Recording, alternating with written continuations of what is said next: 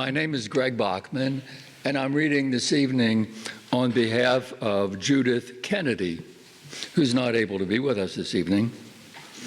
I'll be reading from her great-grandfather's Civil War memoir. When he was young, he was with the 19th Ohio Volunteer Infantry. He ended his career here in Pennsylvania, and he was a physician and a surgeon. On the 7th of January, we took passage for Chattanooga upon the steamboat Painted Rock. We had not been on our way very long before the boat became stranded upon a shoal on account of the water in the river falling.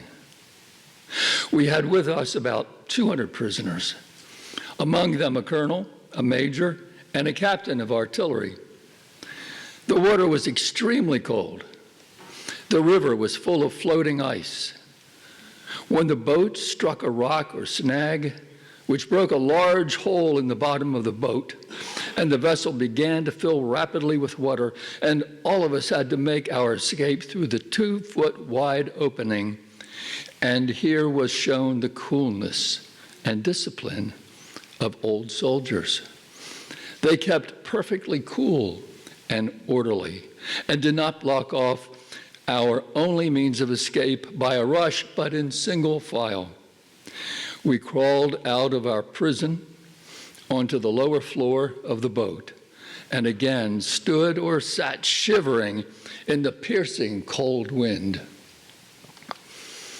And then later,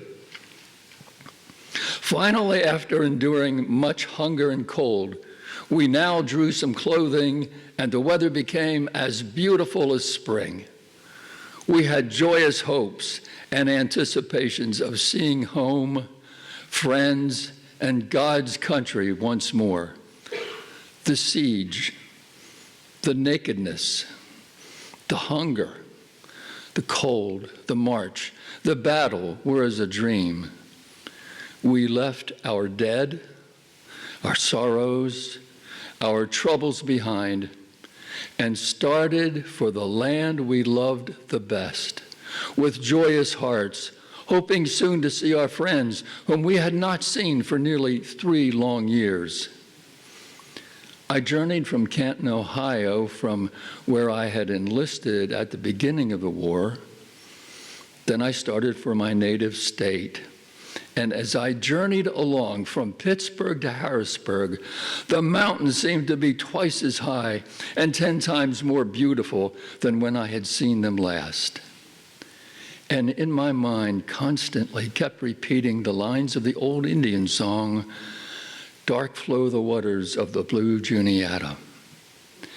I spent my furlough at home with my mother and friends, and then reported to my regiment to participate with Sherman in his 100 days fighting in the campaign from Chattanooga to Atlanta, and afterwards with Schofield and Thomas at Franklin and Nashville. Then again under Thomas in East Tennessee to head off General Lee if he should get away from Grant, and head for the mountains of West Virginia or North Carolina. The Civil War in the United States, or more generally known as the Southern Rebellion, was a terrible conflict, so fiercely contested by both sides as to sweep to untimely and bloody graves 500,000 of able-bodied men and leave behind its trail hundreds of thousands more with impaired health and premature age to drag out their lives in misery, weary, and waiting for the bugle's last call.